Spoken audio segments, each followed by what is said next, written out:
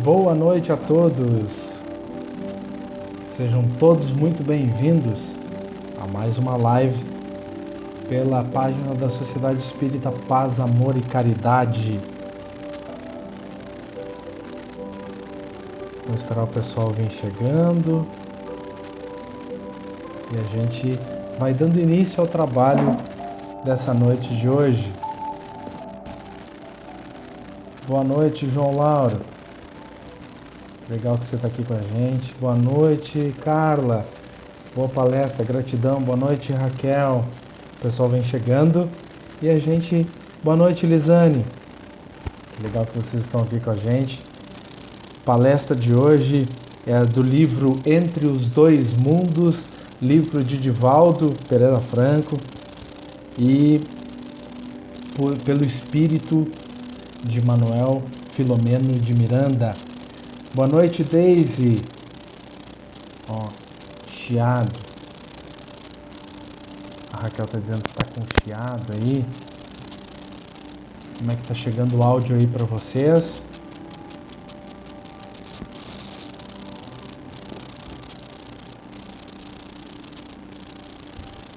Quem puder colocar ali nos comentários como é que tá chegando o áudio, para que a gente possa dar prosseguimento.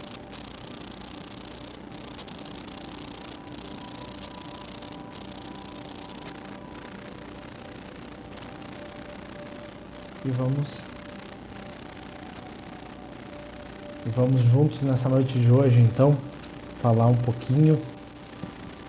Vamos fazer o seguinte. Ao vivo é assim mesmo, podem acontecer problemas. Boa noite, Valme. Então a gente substitui. Esse também está falando que tem chiado. Obrigado, gente, pelo feedback.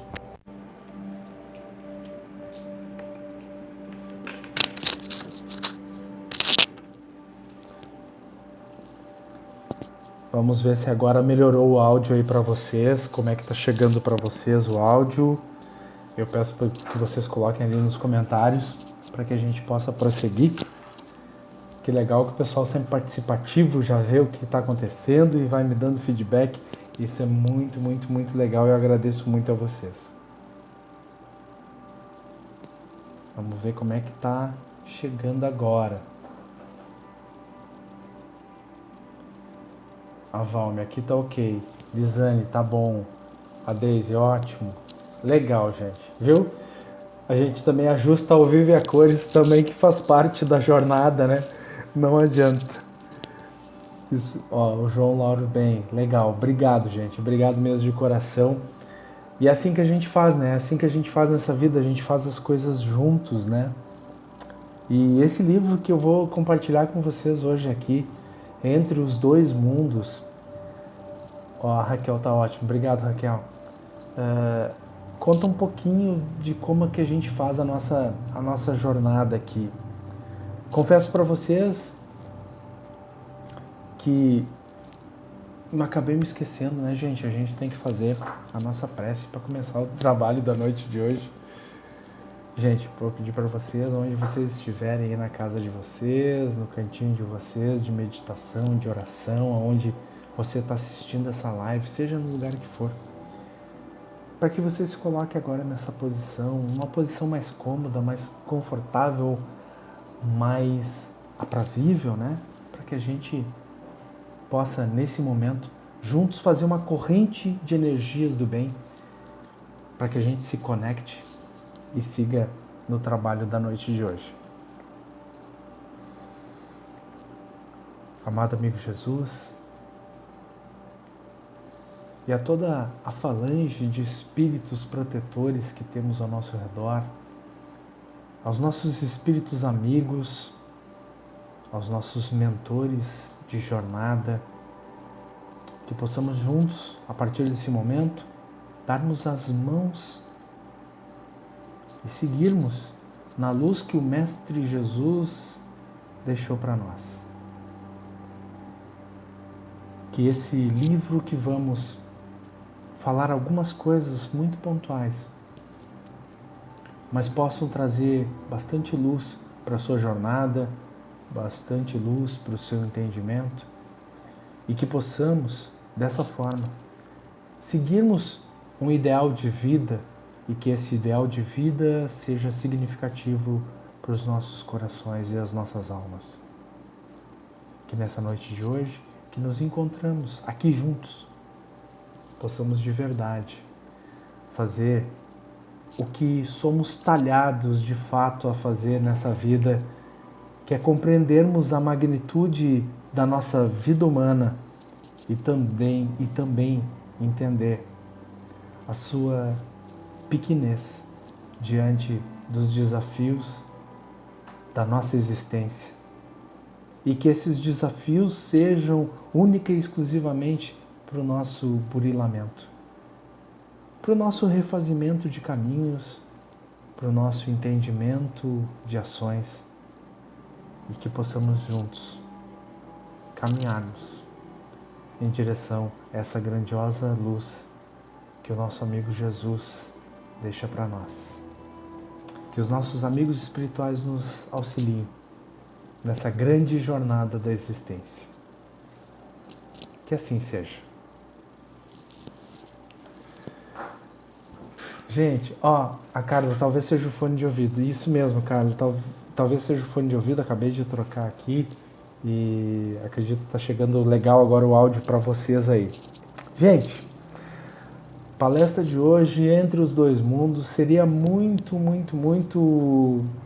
maluco da minha parte se eu quisesse trazer um livro dessa magnitude em apenas alguns minutos que a gente vai estar juntos aqui, tá? Porque só a introdução do livro, e esse livro é um livro de Divaldo Franco, por Manuel Filomeno de Miranda, somente a introdução do livro já traz muitas coisas para que a gente possa pensar. Só a introdução do livro com certeza daria uma exposição de muito mais do que hora. Então, eu trouxe algumas coisas que eu anotei aqui e eu quero compartilhar com vocês. Diariamente, mergulham na névoa carnal milhares de espíritos abençoados pela sublime dádiva do recomeço. Simultaneamente, milhares de outros abandonam o casulo físico, carregando as experiências que vivenciaram durante o trânsito orgânico. Enquanto uma verdadeira multidão desce ao proscênio terrestre para desenvolver os valores que jazem no âmago do ser, compacta massa humana retorna ao porto de origem, concluídos ou não, os compromissos que assumiram antes do renascimento. Boa noite, Débora. É muito legal estar com todos vocês aqui nessa noite de hoje. Então, deixando claro que entre os dois mundos, essa conexão de gente que está indo e gente que está chegando, ela é uma conexão comum, ela é constante e faz parte da nossa jornada. Mas uma coisa me chamou muita atenção já nas primeiras palavras, que a gente retorna ao porto de origem, concluídas as nossas tarefas ou não, mas as tarefas que nós assumimos antes do renascimento, antes de virmos para cá. As tarefas que nos são dadas, as tarefas que nós mesmos nos impomos para que possamos refazer de verdade os caminhos da existência e que de verdade possamos levar alguma coisa além de nós mesmos. Espíritos imortais que somos, jornadeemos em sucessivas experiências fisiológicas, saindo do primarismo onde procedemos no rumo da plenitude que nos está destinada. Então nós somos seres primários e a nossa passagem fisiológica nessa vida é para que a gente possa de verdade acumular experiências, acumular entendimentos, acumular a nossa jornada humana e possamos levar para o outro lado as nossas tarefas concluídas ou não, para que a gente consiga evoluir. atavicamente, dependendo das afeições e das atividades desenvolvidas, quase sempre repetimos os processos a qual nos mudamos, sem grandes estímulos para o prosseguimento. E nesses casos, com menos, que o sofrimento na condição de lapidador das arestas morais se expressa conclamando-nos a mudança de comportamento que propicia o bem-estar e a harmonia. É verdade que, quando nos deparamos com os desafios da vida, fica evidenciado que a gente tem medo de seguir em frente, a gente tem medo de tomar uma decisão, a gente tem medo de fazer as coisas, porque as pessoas vão julgar, porque isso, porque aquilo. A gente fica cheio de medos. E também, a gente, a certo momento da nossa vida, isso eu consigo entender com clareza, e você que está aí também vai entender, chega um determinado momento da vida que a gente já entendeu que tem coisas que a gente precisa mudar, que não tem mais jeito. Tem coisas que a gente precisa seguir à frente e que não tem mais condições de ser. E o que a gente faz? A gente posterga. A gente deixa para depois. E aqui fica claro. Quase sempre repetimos os processos a qual nos moldamos. Nós nos moldamos, nós ficamos naquela esfera, porque fora dessa esfera nós vamos ter que fazer um pouquinho mais, nós vamos ter que realmente ir de encontro àquilo que está nos incomodando, ir de encontro aos problemas, ir de encontro àquilo que precisamos refazer. Vai nos tirar daquela condição comum, e o simples fato de nos tirar daquela condição comum vai nos propiciar alguns desafios ainda maiores. E daí o que acontece? Os sofrimentos na vida vêm. E eles vêm na condição de lapidador. O sofrimento vem na condição de lapidador das arestas morais que ainda não temos, nos chamando para a mudança de comportamento. Mais uma vez vem claro que as nossas atitudes, os nossos comportamentos do dia a dia é que fazem a lapidação daquilo que nós precisamos pensar na nossa vida. Tem uma coisa que eu sempre falo: se você não parar para pensar na sua vida, a sua vida vai te parar de alguma maneira para que você pense de verdade na sua existência. Para que você pense de verdade na sua vida, para que você pense de verdade o que você precisa refazer, qual o caminho que você precisa tomar. E nós vamos falar de caminhos ali logo mais dessa preparação disso que eu trouxe para vocês. Porque será o único jeito de nos lapidarmos nessa existência. Um pouquinho mais abaixo, complementando, nem sempre, porém, é aceito conforme seria desejável, em face das sensações desagradáveis e dos limites de movimentação que impõe, gerando rebeldia e insatisfação. Aí, trazendo para a nossa vida, a gente vai ver assim, durante algum tempo eu não queria me mexer, eu não queria me desenvolver, eu achei que estava tudo certo. Aí vem a vida, me dá uma paulada e eu não consigo entender. E daí, em vez de procurar o entendimento, em vez de entender que os desafios da vida vêm para nos moldar, vêm para nos lapidar, eu gero uma rebeldia, eu fico insatisfeito com a minha vida, eu brigo com tudo, eu brigo com a existência, eu brigo com o que eu acredito que é certo para mim, não me recordando na minha esfera moral que muito antes de virmos para cá, eu fui lá e assinei um termo de compromisso com a minha jornada.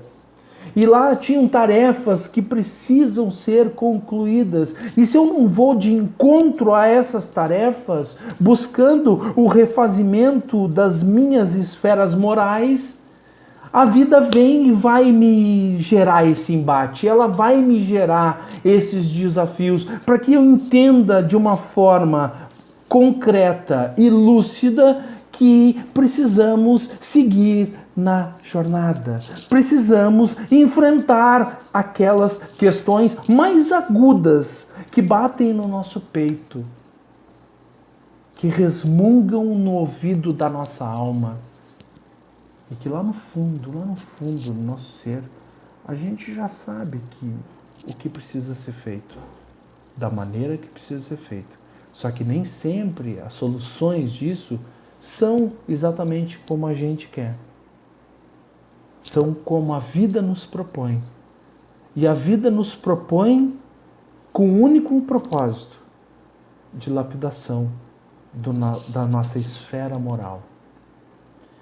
A lapidação é a reconstrução interna. É se refazer. Para que quando a gente der adeus a essa esfera terrestre, a nossa jornada humana, a gente possa ter algumas tarefas concluídas, quem sabe 50% das tarefas concluídas, quem sabe um pouco mais. Mas aí eu me lembro de uma passagem que eu amo muito, que é de Benjamin Disraeli, um filósofo, que diz que a vida é muito curta para ser pequena. Basta que nós apequenemos ainda mais a nossa existência. Que a gente possa olhar para o nosso quadro de tarefas e que a gente tenha mais tarefas concluídas do que não concluídas. Mas isso depende principalmente do enfrentamento de nós mesmos na seara da vida. Nada obstante, da mesma maneira que o processo evolutivo desenvolver-se etapa a etapa, inevitavelmente é aceito quando os seus tenazes ferrenteiam-te com força dominadora. Após os estertores da revolta, ante a possibilidade de remover o incômodo do processo educativo, afrouxam-se as resistências e surge a compreensão necessária para a aceitação da ocorrência que se transforma em benefício anelado. Então a vida vai vir forte na nossa direção até o momento que ela vai dar uma afrouxada a partir da nossa compreensão. Quando nós entendemos que os desafios estão propostos para o nosso próprio bem, assim como os nossos pais educadores nessa jornada, como nosso grande Pai nos fala também, mas principalmente aqui, trazendo para a nossa realidade, os nossos pais nos educam única e exclusivamente para o nosso bem, trazendo coisas que não são muito palpáveis para nós em determinada idade da nossa evolução humana, mas que depois, quando nós somos pais, nós conseguimos compreender que eles só queriam o nosso bem. Nós demoramos tempo e a compreensão ela vai gerar essa acomodação da nossa alma. E quando nós acomodamos a nossa alma no incômodo processo evolutivo e educativo, tá aqui. Aí nós conseguimos deixar a revolta de lado e entra em consonância com a nossa compreensão. E a partir da nossa compreensão, conseguimos entender que a vida se faz conosco antes e agora com os nossos filhos da mesma maneira como foi com os nossos pais, por um único e simples propósito da nossa educação.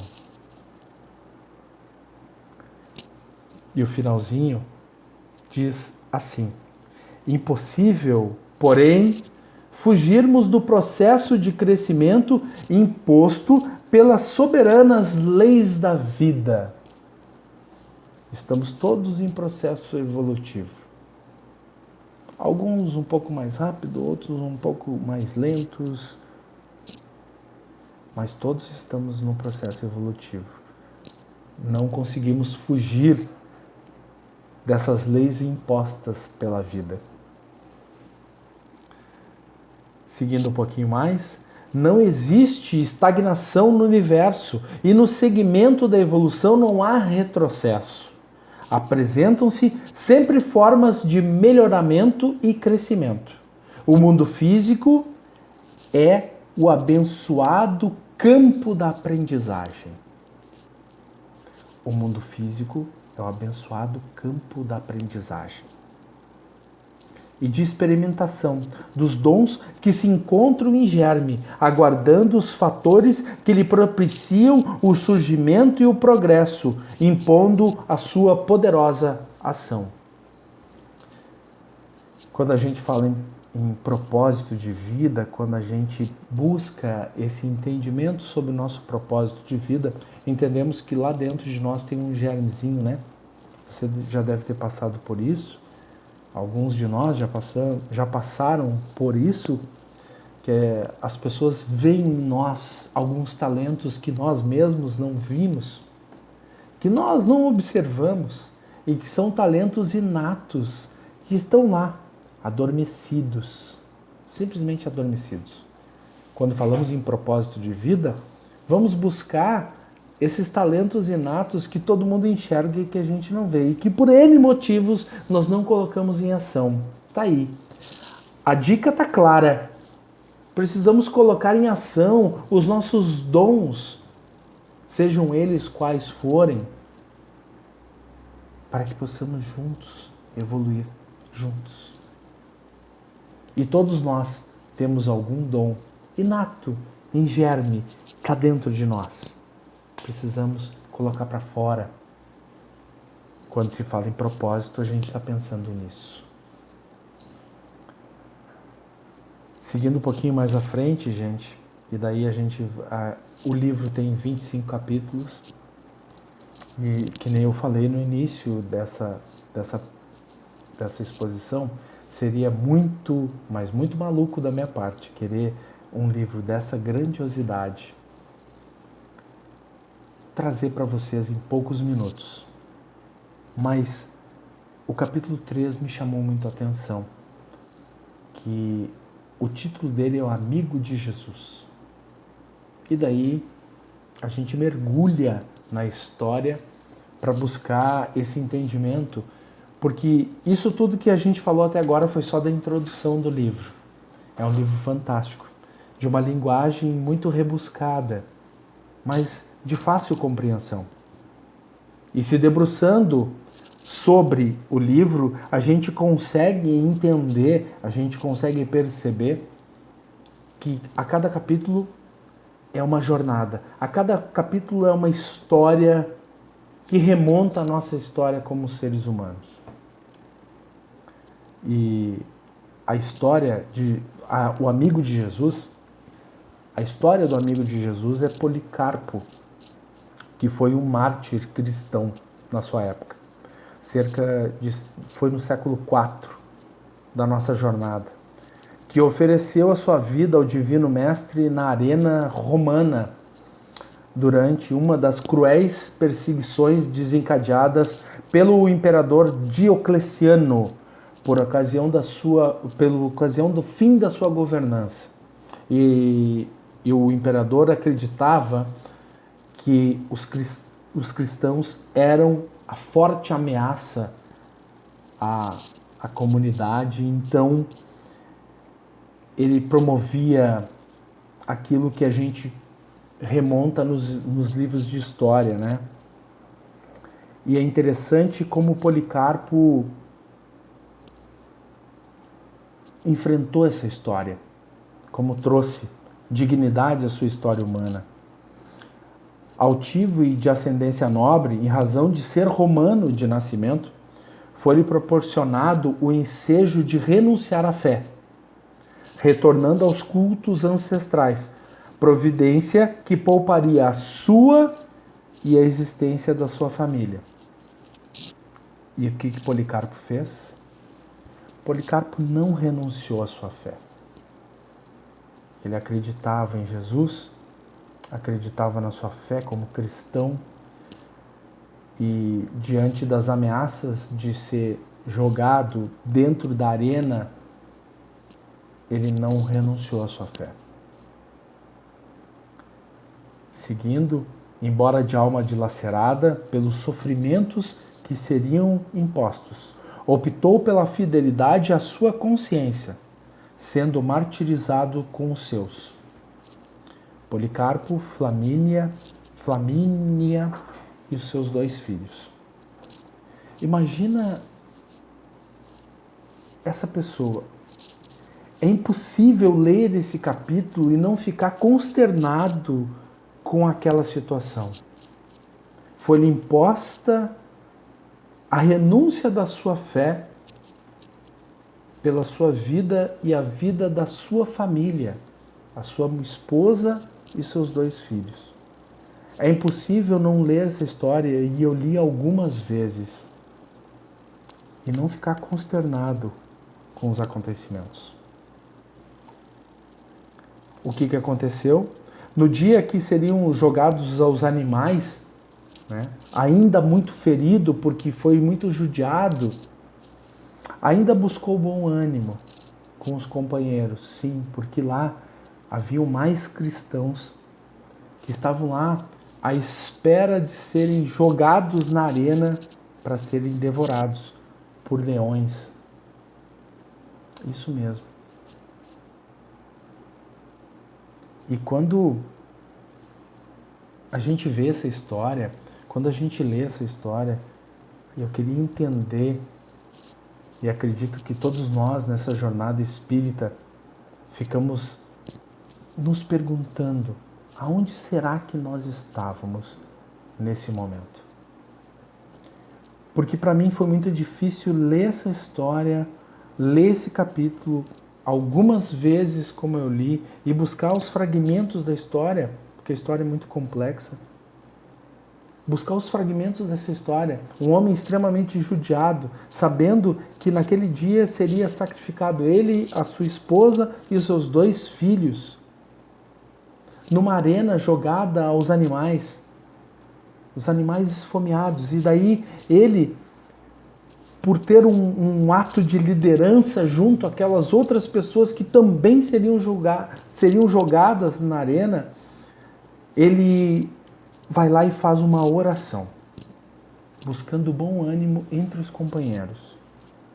A oração é assim: morrer por Jesus é a honra que agora nos é concedida, enquanto ele, que não tinha qualquer culpa, doou a sua vida para que tivéssemos-a em abundância, convida-nos a que ofereçamos a nossa, a fim de que outros que virão depois igualmente possuam-na.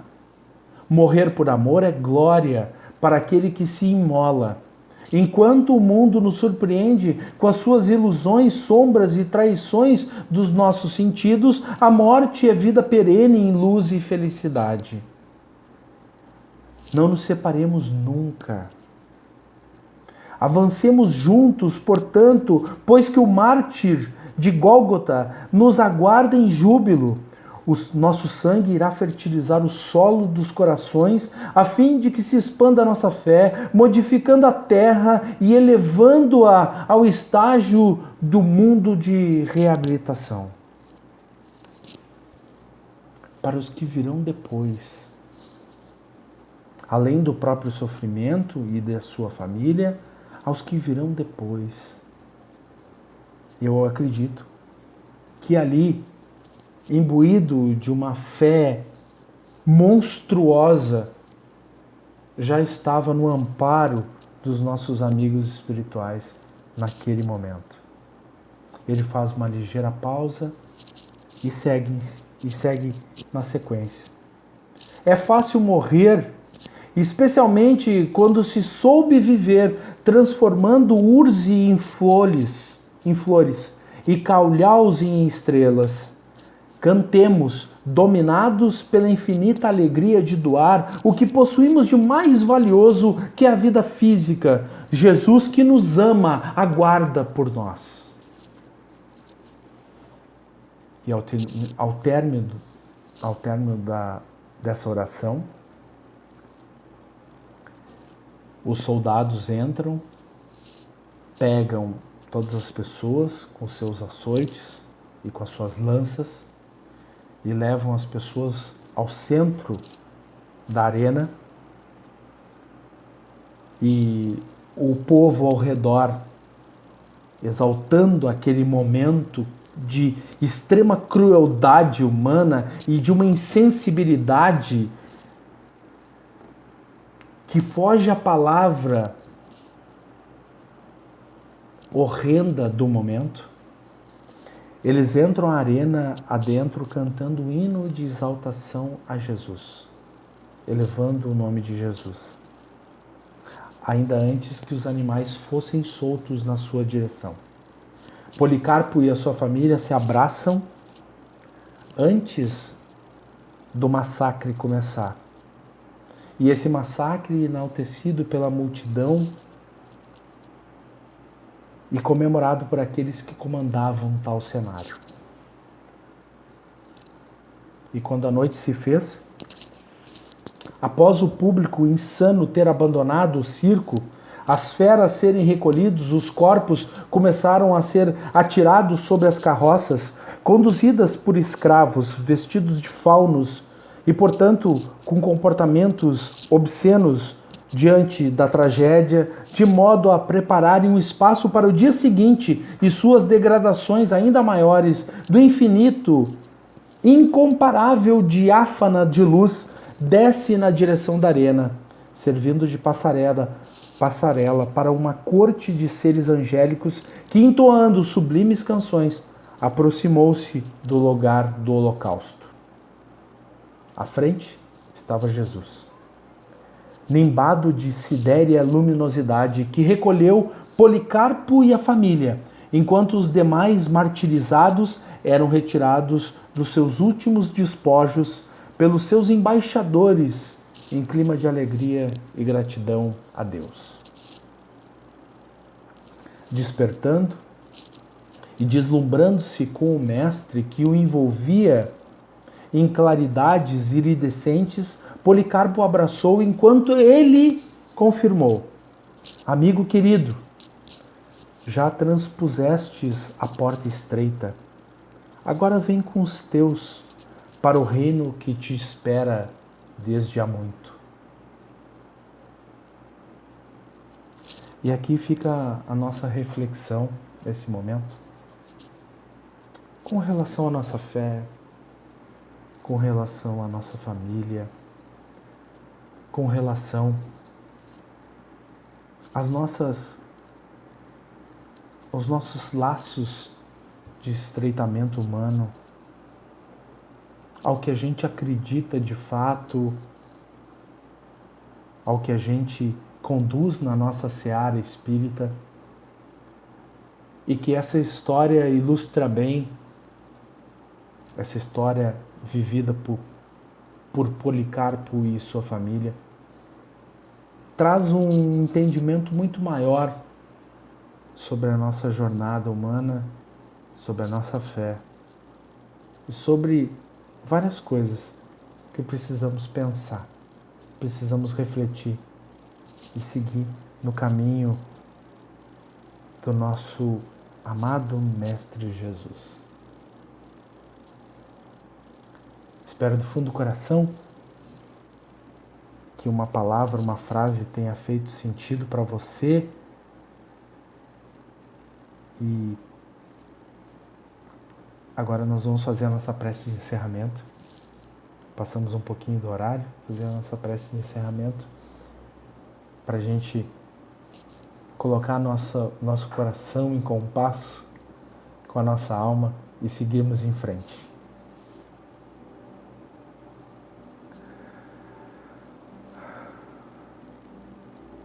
Amado amigo Jesus, nós agradecemos esse momento de imensa luz e paz, que essa é a nossa corrida na vida, de buscar essa luz e essa paz que tanto nos falta, que tanto desejamos e que as pessoas ao nosso redor também desejam. a cada momento da nossa seara da vida, conseguimos, através da nossa compreensão e do nosso entendimento, seguirmos na tua direção e na tua luz. Cientes que todos os amigos espirituais que estão aqui conosco nos ajudam imensamente, todo santo dia, nos perdoando a cada deslize da nossa humanidade ainda entorpecida pelos desígnios da vida. E dia após dia, eles vão nos perdoando. E nós aprendendo a perdoar. E você, amigo Jesus, nos ensinando tudo isso. Nos ensinando que a cada momento é uma nova oportunidade para que façamos diferente, para que sejamos mais humanos, para que sejamos mais concretos de alma e de coração, para que não nos perdemos nos caminhos da vida, nos caminhos tortuosos que a vida nos proporciona muitas vezes. Mas com a tua luz, com o teu amparo e com a tua guia, nós seguimos juntos, firmes no nosso único propósito de evolução.